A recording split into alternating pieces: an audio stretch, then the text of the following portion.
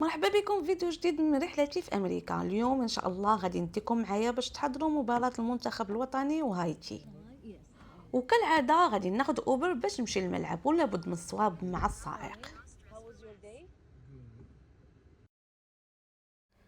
وصلت للملعب وهنا انا كنتوجه للمدخل المخصص للصحفيين، وخاصكم تعرفوا بان هذا الملعب اللي هو سميتو مرسيدس بنز من اجمل الملاعب في امريكا.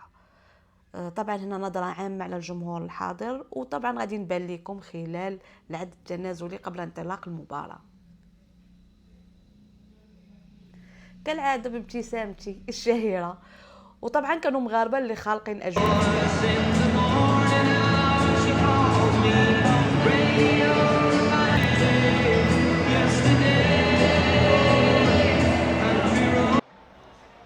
سنة الماتش اللي كان بدا طبعا بواحد السيناريو غير متوقع. هايتي سجلت علينا، ربحنا هنا والاحتفال. وطبعا هنا التوجه للزون ميكس فين غادي ناخذ تصريحات مع اللعابه.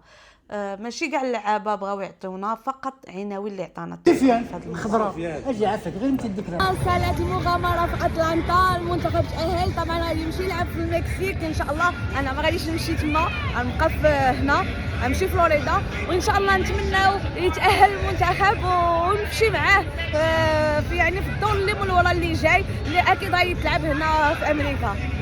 شكرا لكم، نشوفكم في الفيديو الجاي. باي باي.